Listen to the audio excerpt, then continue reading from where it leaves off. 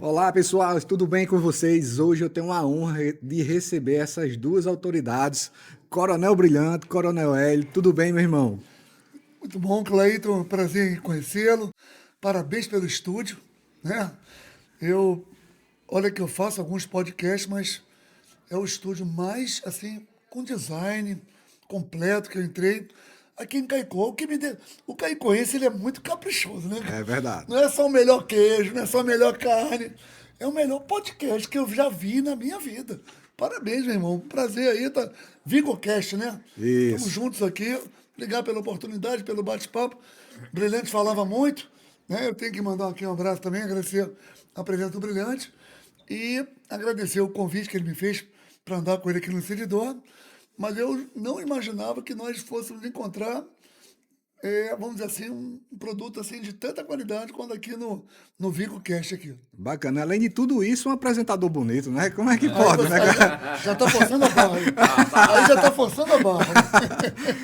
E aí, Brilhante, como é que você tá, meu amigo? Tudo em paz? Tudo bom, Cleiton? Mais uma vez, obrigado, né, por estar aqui nesse ambiente agradável, no podcast. Isso é muito bom estar sempre aqui com você, divulgando um pouco do nosso trabalho, da nossa vida, para levar o conhecimento, né, dos seus ouvintes que lhe seguem, para saber quem é o Coronel Brilhante, quem é o Coronel Hélio. E mais uma vez agradecer o Coronel Hélio por ter tirado um tempinho de ter saído da capital hoje de manhã, né, né, Coronel? Vim lá para cá atrás de 8 carretas. Caramba. Carreta daquelas carretas de. Eólica. Eólica. Amigo.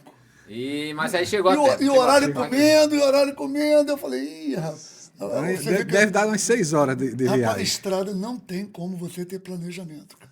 É. Você tem que realmente sair cedo com antecedência, te deixar para cima da hora. E ali em Macaíba, tá muito apertado de manhã? Hoje não, porque foi aquele feriado prensado. Sim. Mas quando não é feriado, é um negócio que te incomoda até chegar a PRF, né? Sim, sim. Pelo menos. Mas hoje até que não estava tanto. Mas no meio do caminho tem as carretas eólicas aí. A carreta do desenvolvimento. Eu não podia ficar chateado, que eu sou a favor do desenvolvimento. Aí eu vi assim, rapaz, vou ficar calmo, isso aqui é desenvolvimento. Brilhante vai segurando a onda lá na entrevista com Batata, que a gente estava lá de manhã. E a gente vai aqui, tocando aqui devagarinho. Temos vidas aqui a bordo para poder cuidar e vamos chegar lá no tempo de Deus. Aí Glória a viemos, Deus. chegamos e deu tempo. Show. Aproveitando que o senhor já está com a palavra, quem não conhece aí, Coronel Hélio aí, se apresenta aí para o nosso público. Coronel Hélio acho que é um sonhador desde pequeno aí, né? Com 6 anos fabricava avião e com 15 anos estava entrando numa escola de pilotos. Então, é por isso que eu falo muito, Cleito, que as pessoas precisam voltar a sonhar, né? E depois que eu entrei com 15 anos, depois de 7 anos de internato, eu era um piloto militar. Então, com 22 anos, o senhor já estava... 22 anos, estava formado. Foi quando eu tive a oportunidade de servir ao Brasil, lá na região da Amazônia, né? Então, saindo da academia aos 22 anos, você já foi direto para a Amazônia? Não, passa por Natal, que é um curso de aperfeiçoamento.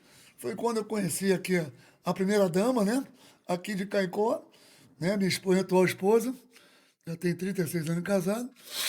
E a família dela é toda daqui. E quando eu falei que eu fui designado para ir para a fronteira na Amazônia, eu falei assim, quer ir para lá? É quente que nem Caicó. Eu falei para ela. Pelo menos não estranha o Ela clima, não vai né? estranhar o clima, né? Aí ela falou assim, com você eu vou para qualquer lugar. E me quebrou. Pô. Eu falei, essa mulher é da minha vida. Entendeu? Porque a vida O de Coronel menino... gosta de fazer mídia, viu, esse Coronel? Sabendo que a mulher dele vai assistir aí o podcast. Rapaz, não, porque na verdade a mulher de militar é o seguinte, tem que estar preparada para tudo, É mesmo. verdade. Né? A gente não é dono da carreira da gente, não. O nego fica mandando a gente para tudo quanto é lugar aí. E no final ela me acompanhou. Teve um ponto também que eu falei assim, agora eu fico por aqui. Aí eu falei, eu te acompanho. Então já tinha 32 anos, acabei indo para reserva. Mas enfim, eu sonhei com 6 anos, entrei com 15, 22 estava formado e fiquei 32 anos, vamos dizer assim, de carreira, completando tudo. E aí quando eu fui para reserva, né? Mas o senhor é natural de Natal? Não, sou natural do Rio de Janeiro, mas eu acho que já sou potiguar. 36 anos aqui na região, já me considero potiguar. Né? Bacana. E como é que foi, por exemplo, você teve aí, na eleição passada, o seu candidato a prefeito, não é isso? Na Como é que verdade, foi? Quando é que assim, você decidiu, por exemplo, você passou esse tempo ali militar e geralmente a pessoa vai para reserva, quer descanso, quer paz, e parece que eu gosto de de guerra. Eu gosto serviço. de guerra. Gosta de pegar serviço, né? Rapaz, você acredita que minha esposa sonhava que quando eu fosse para a reserva, eu iria posso, viajar com ela, passear e tudo mais. Mas eu falo para ela, sabe o quê? Que ela deu azar no seguinte aspecto. Eu, antes de casar com ela, eu me casei com a pátria, com o Brasil. Então, eu fiz um juramento muito cedo ainda que eu não podia deixar o Brasil sem dar a minha contribuição. Então, quando eu fui para a reserva, era exatamente o período daquele escândalo, de 2014, do mensalão, do petrolão, né? Aquelas coisas todas. Eu falei, aí quando eu fui para a reserva, eu pude começar a me pronunciar. Né? O militar na ativa tem uma restrição, não pode se associar, não pode criar, não pode ser filiado a partido político. E a partir de 2014, então, eu comecei essa guerra nas ruas, tendo voz e dando voz, né? No combate à corrupção. Então, fui lavar as calçadas da Petrobras. É muito engraçado, Cleiton, que na época eu comprei 300 vassouras, comprei sabão em pó e paguei um carro-pipa cheio d'água e um carro de som. E aí virou página do G1, capa do G1. É, essa lavagem da Petrobras, porque foi exatamente no escândalo do Petrolão. E o slogan que tinha lá no Petrobras e do governo federal era: o petróleo é nosso. Né? Aí eu acreditava até que o petróleo fosse nosso. Mas quando eu vi o escândalo roubo da Petrobras, eu falei: petróleo é nosso, né? Meu mesmo não é não. Né? Então, a partir dali, veio o mensalão, outro escândalo. Depois veio o escândalo dos fundos de pensão. Era só corrupção. Então, depois veio a pauta ideológica, que era querendo ideologizar nossas crianças. Eu ia para dentro da Câmara Municipal brigar por isso. Depois vinha a escola sem partido. Eu ia para dentro para tirar a parte ideológica também das escolas. Então, tudo que prejudicava a nossa sociedade, eu me coloquei à disposição, dando vez e dando voz. Nunca afiliado a partido político, nunca, e nunca como candidato. A minha história começa quando Joaquim Barbosa, ele no relatório do mensalão, ele fala assim: o único deputado federal que não teve envolvimento com a corrupção foi o deputado federal Jair Messias Bolsonaro. Eu falei: rapaz, se tem um homem público, esse homem é capaz de mudar o Brasil. Isso em 2015, 2016. Aí eu fui atrás desse homem. Rapaz, esse homem precisa ser conhecido, cara. Eu vou levar o nome dele.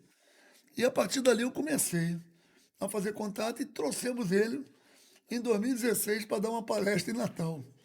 Ele tinha 2%, ele era pré-candidato para 2018.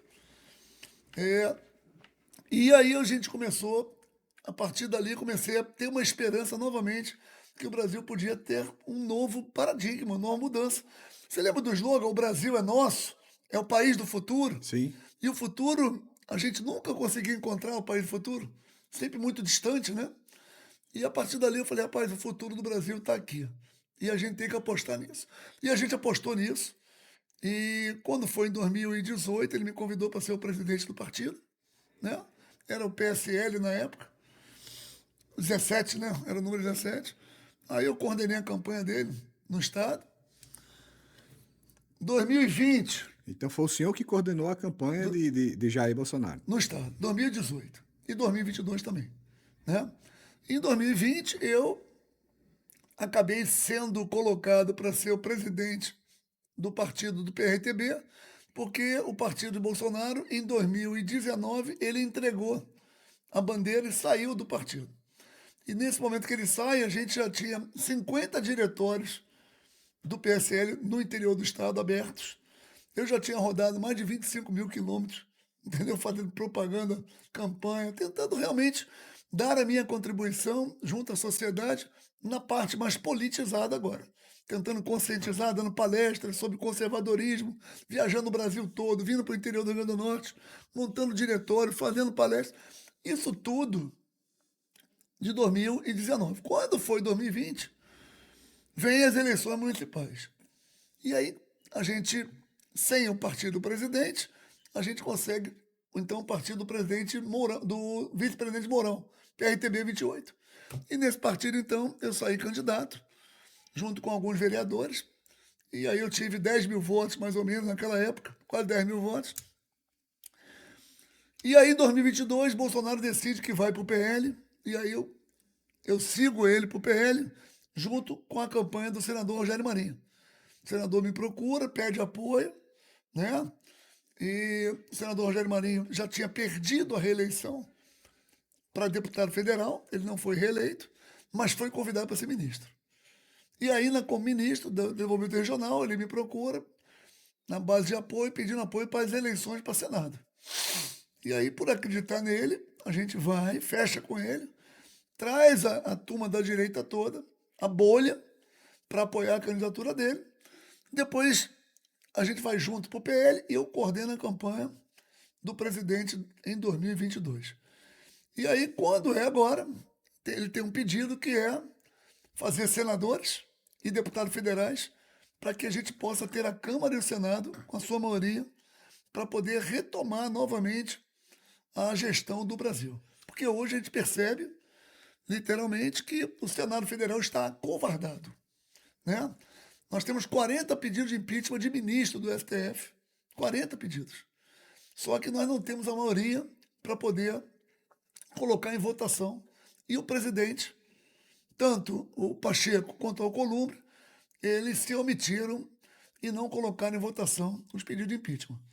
Então, eu estou buscando essa vaga, porque eu quero usar o peso da caneta para devolver ao brasileiro o país que está sendo roubado hoje pelo STF. Hoje nós estamos vendo gente ser presa no 8 de janeiro, né? Nós estamos vendo deputados federais perderem mandato por crime de opinião que não existe. Nós estamos vendo senadores sendo acovardados e colocados no bolso porque tem rabo preso, né? Então nós estamos vendo uma disparidade muito grande no Brasil e eu quero ver se a gente caminhando, se colocando, falando com o povo, a gente consegue ter a oportunidade e ser lembrado na hora do próximo ano para poder ocupar uma cadeira no Senado Federal. Bacana. E Brilhante, onde é que você entra nessa história aí? Quando é que começou? Quando é que você conheceu o Coronel Hélio? Rapaz, a gente já, assim, na verdade, a gente tinha já tido um encontro rápido lá em Pau dos Ferros, né? Na Finecap. Foi acho que em 2000 e... Foi na sua campanha. Foi na campanha. Eu estava no projeto de Girão na época, né? Plano Girão. E aí ele chega e Jarinho, que é um dos coordenadores dele, foi presidente que a gente intitulou em Parelhas do PSL. Porque Jarinho está na campanha do presidente lá de trás. Isso. Na primeira campanha. E aí quando eu vejo Jarinho, que eu vou falar com ele, ele fala assim, esse aqui é o Coronel Brilhante, que eu estou apoiando. Aí a gente trocou uma ideia. Foi coisa rápida, né? Mas a gente já... Não ia dar match, mas eu já estava comprometido. Eu já estava comprometido. Aí, quando passou a campanha, né, de 2022, que a gente não teve o resultado esperado, mas foi um resultado positivo. Quando foi agora, agora chamava mais ou menos no início do ano, o Rogério Marinho me convida para fazer parte do projeto numa nominata de deputado federal pelo PL. De pronto emprego, disse, rapaz, sendo contra aí o pessoal da esquerda, eu tô dentro. Aí entrei de cabeça e comecei a acompanhar o Coronel Hélio, vendo ali a movimentação. Quando teve agora um manifesto, né, da anistia, né? Contra a anistia. Dia 6 de abril. 6 de abril, aí eu fui até a capital, de lá a gente se encontrou, teve o primeiro contato, e aí diante ele disse, não, vou fazer, ele tinha um sonho muito bacana, né? O Coronel disse, não, vou fazer aqui a campanha, só a 50 quilômetros da capital, e da noite tô dormindo em casa, e eu olhando assim, esse coronel tá girando muito bem das coisas, não. Alguma coisa não tá certa Agora, nessa a mulher, conversa. Eu agora já prestei atenção, ele falou muito na mulher, viu? Já prestei atenção nisso aí, ele falou muito na mulher, disse que ele tava com medo dela de brigar, não arrumar confusão de sair agora, do né? raio de alcance. Aí eu disse, rapaz, coronel, vamos aí, desde já, tô de pronto emprego, vamos percorrer o estado do Rio Grande do Norte. Tenho vários conhecimentos, o que eu puder fazer para enganjar aí a pré-candidatura do senhor, eu vou dar o gás e vamos embora. Aí comecei a preparar as agendas, comecei a conversar com amigos meus que me acompanharam em 2022, comecei a apresentar o projeto do Coronel Hélio ao pessoal, o pessoal aceitou logo de cara, né? E onde eu vou passando, vou divulgando, tem uma aceitabilidade muito boa, porque o Coronel Hélio já informou aqui, passou algumas informações da vida dele. Então, assim, ele vai muito mais além. Tem serviço prestado na capital, como um trabalho social muito bacana, faz uma interação muito grande com o pessoal da direita, certo? Tem um trabalho social, não somente na capital, mas também na região metropolitana ali, que é onde as pessoas conhecem, e dá uma credibilidade ao serviço dele. E é assim, já é conhecido. Ele, tanto é que ele já rodou o estado todo, não como candidato, só por trás dos bastidores, né? Mas agora ele tá vendo que se faz necessário, porque a galera chama, porque vê nele, né, na verdade, uma representatividade que nós estamos precisando para nos representar nesse momento, e principalmente no estado do Rio Grande do Norte. Uma coisa interessante que o senhor falou, que no passado o senhor foi lá para a Petrobras e varreu, lavou, né? Lavei a calçada. Quando é que vai ser de novo? Quando é que vai ser a segunda? Agora não ia ser. Rapaz, tu me deu uma ideia agora, bicho. Rapaz, eu tô ficando velho e perdendo. Aí eu era mais criativo. Agora, realmente, eu vou planejar isso aí. Já dá para fazer uma segunda edição. Já. É uma segunda edição. Uma segunda edição. Tá precisando, viu, Coronel? Agora eu vou te falar uma coisa. O pessoal tem memória curta mesmo. Esse roubo da Previdência começou, primeira vez, lembra de uma Georgina, lá do Amazonas, que roubou 1 bilhão e 200 milhões da Previdência. Acho que o Bolsonaro tinha feito um projeto, né? Com antifraude, né? Antifraude. Aí Georgina roubou, do PT, roubou 1 bilhão e 200 milhões. Depois, Paulo Bernardo, marido de Gleice Rossmann, roubou os aposentados. Rapaz, é muito bom roubar velhinho, não? É muito bom. Não dá em nada. Agora, amigo, Paulo Bernardo foi 3 bilhões. Agora já passa de 6 bilhões. Ou seja, roubar aposentado, roubar o velho indefeso, né? O velho indefeso. Não tem conhecimento, não sabe o que é que está acontecendo ali, qualquer número que cai na conta para ele é positivo, né? Não sabe o que é que está acontecendo na relação dos descontos. Verdade. Porque os descontos caem sem autorização. Mas assim... É o se colar, colou. E outra coisa, famoso. Digamos, claro. Quantos aposentados não caiu nessa no interior? Porque aqui, você sabe a dificuldade de um aposentado se deslocar até uma cidade maior, que tem uma sede do INSS, para saber que desconto é aquele. E quando chega lá, o sofrimento desse senhor, um calor da peste. Uma fila. O cara sai de São Fernando para vir para cá, para Caicó. Um calor danado, uma fila. O cara já tá... Outra coisa, Coronel, a maioria dos deficientes, dos idosos aposentados, tem problema de saúde. Verdade. Até para se deslocar. E a maioria também são deficientes, né? Alguma parte é deficiente. Como é que ele vai sair de casa? Assim, o valor... Quer dizer, e o percentual da população que tem a condição de poder fazer um deslocamento desse é muito pequeno. É mínimo. E o conforto de um senhor de idade que está em casa, certo? Com seus 70, 80 anos, como é que ele vai sair da sua casa para vir para uma sede, enfrentar uma fila, aí o desconto... Tá certo, R$10, R$15, R$48. Mas, meu amigo, quantos milhões de pessoas aposentados estão na mesma situação? Aí o idoso, às vezes, deixa de vir, porque olha o desconto pequeno, não quer enfrentar a fila para ser atendido, né? E a fraude continua. E assim vai indo o Brasil ladeira abaixo. Mas vamos falar de coisa boa agora. Vamos nessa. Me diga uma coisa, nessa jornada que o senhor teve na Amazônia, eu fico imaginando, meu Deus, deve ter acontecido muitas coisas engraçadas, muitas coisas relevantes, muitas coisas que eu acho que seria interessante a gente poder saber. Me diga aí, se você pudesse relatar uma ou duas as coisas que você acha interessante. Quando eu abatia os aviões carregados de droga, homem. Era só adrenalina. Acho que deve ser mais adrenalina do que o cabo aí pra Caatinga trocar tiro, porque né? além de estar trocando tiro, derrubando o avião, tem um risco de ele mesmo cair, né? O avião cair, perder. Você sabe, Brilhante, teve uma vez, cara, que a gente quando operava na região, era uma região muita tensão. Então, na época das Farcs, lembra das Farcs? Lembro sim. Farcs é o quê? Força Era, na verdade, como eles chamam hoje, milícias. Certo. São as milícias Entendi. na fronteira, Entendi. que eles, em busca de arma, entraram e mataram. Eles recrutavam a gente de todo mundo É. para participar das facas. Acho que teve até um pessoal aqui da esquerda que fez um treinamento lá, não foi? Você lembra disso? Muita gente era treinada pela FARC. Era. Muita gente fazia parte. Quando não era aluno, era estrutura, entendeu? Porque o povo foi... Então as FARC eram um recrutamento exatamente para... E muito ligado ao narcotráfico, muito. Então, na época que eu estava lá, a gente fez uma operação chamada Operação Anaconda. Porque eles entraram e mataram os militares do Exército Brasileiro para roubar a arma do pessoal. Isso ninguém divulga. Não divulga. Isso ali, amigo, é terra mais ou menos sem lei também. Lá na fronteira da Amazônia, é terra sem lei. Tá igual Rio de Janeiro. É igualzinho Rio de Janeiro. Aí, eu falei, o quê, bicho? Os caras entraram aqui, mataram os soldados. E levaram azar. Roubaram. Isso em que ano, mais ou menos? 1989. Amigo, a gente montou uma operação. A gente fez um estrago. Foi aéreo, foi marítimo, foi terrestre. E para cada soldado que a gente perdeu foram 100. Mas tá certo. Entendeu? Uma resposta à altura. Resposta à altura. Entendeu? Porque os caras, eles eram audaciosos. Os caras invadiram... Invadiram na verdade, a gente chama lá de destacamento. O destacamento do Exército. Porque, na verdade, a população não tem noção da vida desse pessoal lá na fronteira. É uma vida muito sofrida, realmente. Tá? E naquela época que eu acho que era mais sofrido ainda, porque não tinha você não tem posto de saúde, você não tem médico, você não tem nada na região, não. Tá? Eu olhava lá e ainda tinha gente que levava a família para aquela região, pô.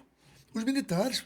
Eu olhava literalmente, às vezes, o braço da esposa totalmente com buraco de picada porque os mosquitos, as doenças tropicais, malária, tudo aquela região cólera. É uma região que você tem doenças tropicais que você não tem aqui. Então lá é terra sem lei, em tudo, até na saúde, realmente. E o pessoal do Exército vai para lá e dá a cota deles. Por isso que eu valorizo muito o operador de segurança, porque eu quero ver o camarada lá, ficar lá naquela região lá, amigo, sabendo que em qualquer momento pode ser demonstrado, né? É um confronto, confronto direto. E aí, quando a gente vê uma situação dessa natureza, da invasão deles, e a gente vai lá e dá uma resposta, ao mesmo tempo a gente vê que lá no parlamento demoraram 10 anos para votar a lei do abate das aeronaves. Porque a aeronave entrava carregada de drogas, quando a gente encostava do lado dos aviões, o cara dava o dedo para a gente. Porque não podia bater, presidente. Entende? Não podia fazer nada com esse avião. Aí a gente foi para o Congresso, e fez uma lei, foi aprovada, e começamos a derrubar os aviões cheios de cocaína daquela região. Ou seja... Quer dizer que em 89 já existia isso. Amigo. Já. E lá na região de Mato Grosso, ali, lá em cima a gente tinha a Colômbia, né?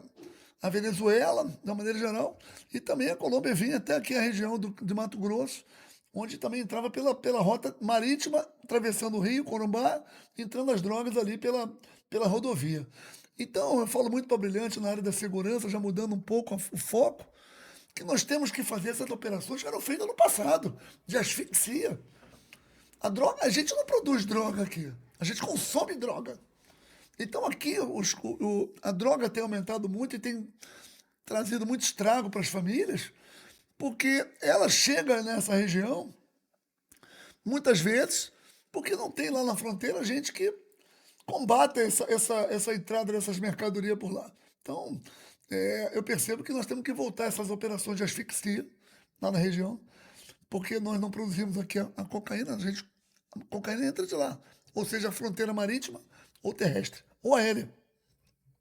Tem que dar apoio para essas operações, para que a gente possa minimizar os efeitos colaterais que são sofridos aqui na cidade de Caicó, ali em Parelhas, ali em Apodi, aqui nessa região toda do Seridó, porque a droga vem, entra e destrói famílias. E antigamente as drogas só eram em capitais, hoje está no interior e hoje ainda já está nos sítios.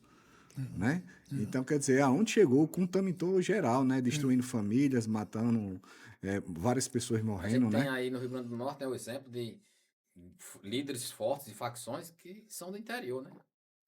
Vocês vejam aí a que ponto já está o alcance das facções. Eles estão, na verdade, no território, né? Eles alcançam território. Num país onde o crime compensa, num país onde a polícia do Rio de Janeiro tem que pedir autorização ao STF para subir o morro, para prender bandido, tá tudo errado, pô. Tá tudo...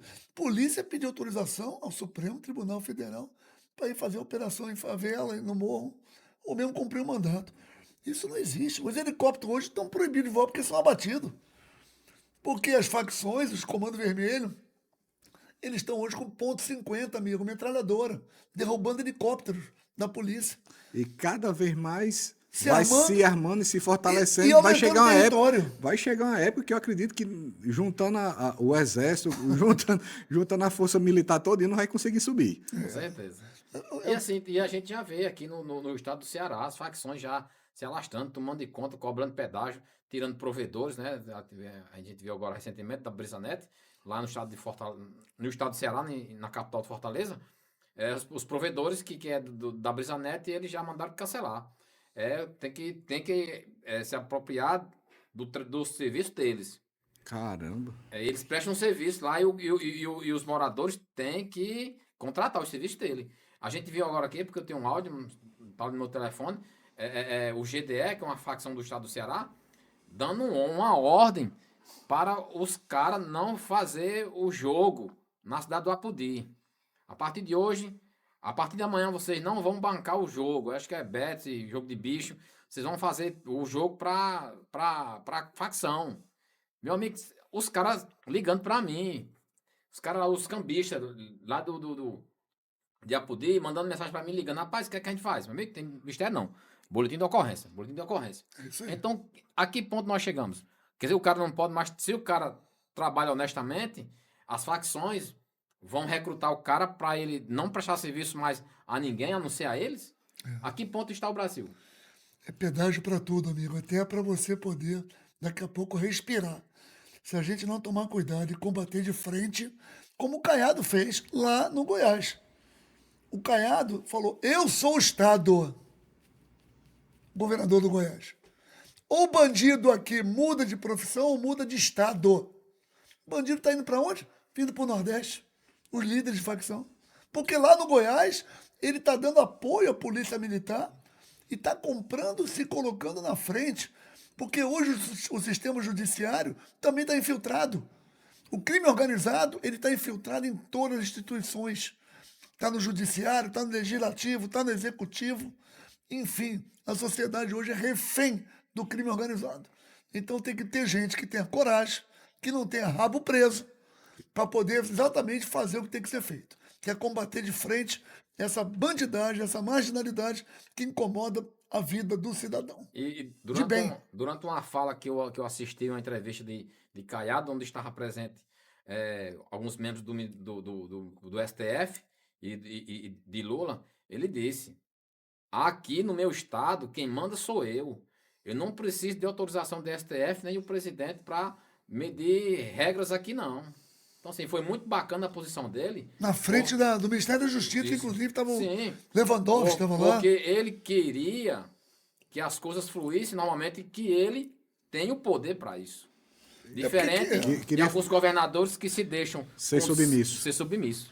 Ele lembra da Câmara, e lembra da história da Câmara? Ele falou, eu fui eleito pelo povo, meu amigo, para botar ordem na casa. Isso é muito importante dele. Muito importante. Meu programa de governo era segurança, ele falava. E meu programa de governo sendo segurança, por que eu não vou ter, como governador do estado, sendo chefe executivo da Polícia Militar, tomar as rédeas? E tomou, amigo. Minha esposa esteve lá no Goiás, recentemente, com um grupo de amigas, e chegou lá com receoso, o taxista falou: moça, a senhora parece estar assustada. Moça, eu estou assustado no Brasil todo. Aqui não. Esqueça. Aqui os bandidos foram tudo embora. Ou seja, daqui a pouco o Goiás vai estar super povoado, porque o povo está procurando um local que tenha segurança para poder viver. Perfeito. Olha, há uns 15, 20 anos atrás, Cleiton, não se falava muito em facções no Nordeste. Eu me lembro, coronel, que quando se tinha um faccionado, ele andava muito bem escondido. Era verdade. Ele não se apresentava e ninguém sabia. E quando a gente abordava, ele negava. Hoje, durante uma abordagem, a primeira coisa que eles fazem questão em dizer é que são faccionados. É mesmo. É. Pra não baixar a patente. Ei, seu malandro, malandrão, faccionado. Nada. É. Já vão dizendo de qual facção pertence. Caramba. Tá entendendo como mudou as coisas? Assim, não tá certo isso. Tem que mudar. Tá demais. Eu não sei, eu acho que hoje as facções estão formando advogados para serem futuros juízes, para poderem se infiltrar, para poder exatamente eles terem o respaldo jurídico, como hoje eles buscam o tempo todo. Ou seja, se nós não tomarmos uma atitude nos próximos 10 anos, eu acho que a gente vai estar completamente dominado pelo narco-estado. A população de bem vai A fazer gente já refém. tem aqui, acho que foram registrados agora, naquele dia que a gente estava comentando com o senhor, uma rede de postos de gasolina, 15 postos, já dominado pelas facções. Aí é Pra só lavar o Só dinheiro. lavagem de dinheiro. Lavar dinheiro. Então, assim, é um comércio que foi identificado, fora os outros que a polícia vem investigando, né? Entendi. No seu ponto de vista, pelo fato de que se o Senado e a Câmara, né, tem um poder de decidir, né, e, sei lá, afastar um ministro ou fazer um impeachment, o que é que você acha que falta para as coisas acontecerem de fato? Na verdade, as pessoas não pensam no coletivo, na sociedade. As pessoas que entram lá entram com interesses pessoais. A grande verdade é essa. Vou dar um exemplo aqui de Pacheco. Pacheco foi presidente do Senado durante 2 anos. Pacheco é advogado, bem-sucedido, de Belo Horizonte, Minas Gerais. Foi eleito pelo povo com discurso conservador. Quando chegou lá dentro, o escritório dele tem um processo de Brumadinho, lembra de Brumadinho? Minas Gerais? 8 bilhões. Está na mão do STF para ser votado esse processo. E a esposa do Pacheco, hoje, é do escritório de advocacia que está direto com o STF. Veja que situação vamos dizer, a crise moral que nós estamos vivendo hoje. Então, a advogada, 20% de 8 bilhões, dá quanto? 1 bilhão e 600 milhões. Tá bom para tu? É um bocado de dinheiro. É um bocadinho. Deu para entender essa situação? Então as pessoas. Ninguém Vamos lá. está preocupado com o Brasil, não. Ninguém está preocupado com o Brasil, não. A realidade é essa. Ninguém está preocupado. Vamos falar de Alcolumbre? Lá do Amapá? Quais são os interesses de Alcolumbre? Espúrios. Por trás dos bastidores. Ninguém está querendo saber do Brasil, amigo. A população está largada a barata, as traças. Por isso que nós temos que ter muito cuidado quando formos realmente escolher. Porque a gente vai ter um candidato que vai passar lá ou 4 anos ou 8 anos no mínimo, representando as nossas bandeiras. E se esse cara não tiver hoje quase uma santidade imaculada, que ele estiver rabo preso, esqueça. Ele vai ser cooptado, ou pelo tráfico, ou pelo STF. Vai virar uma presa fácil. Então, não pense no melhor candidato, não. Pense, às vezes, naquele que poderá chegar lá e realmente Fazer a diferença. e fazer a diferença. É o que eu penso hoje e é o que eu tenho visto durante esse período todo, acompanhando política de perto, que as pessoas estão entrando lá para poder exatamente... Você não vê agora? Vamos falar do presidente da Câmara. Como é o nome dele mesmo? Hugo Mota. Você viu? Falou, não, eu vou votar anistia, é o acordo que foi feito para ser presidente. O que o STF faz? Manda puxar os processos do pai dele, lá de Campina Grande, da Paraíba. Aí fala assim, Hugo Mota, sossega aí que agora... Olha que covardia que o STF está fazendo. Fizeram uma operação na casa do pai dele. Pega o processo de primeira instância, que é do juiz de primeira instância, leva para última instância, e a partir dali ele senta em cima e fala assim, você está na minha mão agora. Se você votar, eu julgo teu pai aqui, no processo, julgo tua família todinha. O cara vira refém, cara. O Brasil está desse jeito. Nós estamos dominados pelo Estado narco. Nós temos que colocar gente que pegue a caneta e não tenha rabo preso para poder tomar as decisões que tem que ser tomadas, cara. É esse o nosso grande trunfo que nós temos, é a população enxergar isso. Rogo a Deus, peço a Deus que a população abra os olhos e entenda que as gerações que estão vindo atrás estarão comprometidas se nós continuarmos nesse estado narco, cada vez aumentando mais as facções, dominando, ocupando territórios, trazendo droga, colocando as pessoas, destruindo as famílias, educação de péssima qualidade. Vejam o cenário que nós estamos tendo no Brasil que está se projetando. É isso que eu penso e é por isso que eu estou, talvez, tentando ainda o tiro de misericórdia, colocar meu nome para ver se eu consigo chegar lá e ajudar realmente esse Brasil aqui, principalmente com o que precisa ser feito. Porque, para pegar na minha munheca, você lembra? Conheceu o Valdir, meu pai? Não, senhor. Meu pai falava para mim, meu filho, não deixa ninguém pegar na tua munheca, não. Porque uma vez que você pega na tua munheca, você perde exatamente a única coisa que você tem, que é o teu nome, a tua moral, são teus valores. Então, vá em frente, caminhe de cabeça erguida, olhando nos olhos e não permita que ninguém pegue na sua munheca. Perfeito. O senhor comentou aí que, tipo, Brilhante também comentou aí que já abateu vários aviões e tal. Eu tenho certeza também que o senhor deve ter passado por momentos difíceis em alguma batalha, né?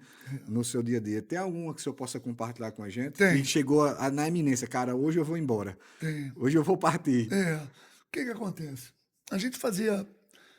quando a gente... Tem um momento muito tenso nas fronteiras, que era o sequestro de aviões. Ele sequestrava os aviões. No ar? Não, na terra. O cara pousava. E aí a quadrilha vinha, sequestrava o avião, mandava o piloto decolar, e normalmente nessa quadrilha tinha um piloto. E jogava lá de cima o piloto. Tinha uma empresa aérea chamada TABA, Transporte Aéreo da Bacia Amazônica. Jogaram o piloto lá de cima, o comandante do avião. Depois que decolou. Depois decolou. Sequestraram, decolaram e mandaram. E aí, nesse momento, a gente começa a fazer uma operação de retirada dos garimpeiros. Garimpo ilegal, junto com a Polícia Federal. Então a gente pousava, a Polícia Federal pegava esses garimpeiros. Tinha gente que estava com malária, com um monte de doença tropical. Perdia 30, 40 quilos em busca da sua pepita, do diamante. Os garimpeiros ficam cegos. Eles perdem a razoabilidade, eles vão atrás do diamante deles, do ouro. E esses caras doentes, então a gente fez uma operação junto com o governo federal, a Polícia Federal, de retirada dos garimpeiros para trazer novamente para eles, para as famílias deles, lá na capital do Manaus. Isso a gente lá no Pico da Neblina, em Cucuí, que é a cidade, é uma tribo indígena, onde tem uma pista de terra lá, que a gente pousava em tudo quanto era buraco, para poder retirar os garimpeiros. E os garimpeiros, quando entravam no avião, tinha a Polícia Federal e tinha os garimpeiros. Os garimpeiros partiam para cima para me matar lá no comando da cabine. Porque eu estava tirando o sonho dele ao transportar ele para tirar ele da região. Para curar. Eu estou até arrepiado. Para curar ele, para tratar a doença dele.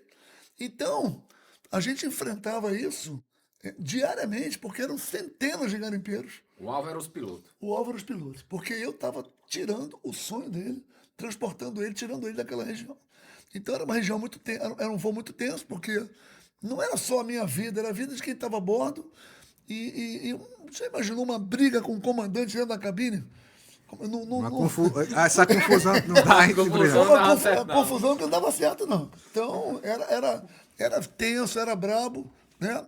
E essa região toda a gente voava. Você tem ideia? Eu dormia com a pistola aqui no peito, assim, do ladinho aqui. Porque quando eu estava no alojamento, o alojamento era no meio do mato, cara. Que a gente tinha naquela. Não tinha nada de alojamento, não tinha hotel, pousada, nada disso, não, pô. A gente tinha muitas vezes, ou dormia dentro do quartel do Exército, que era o local mais seguro.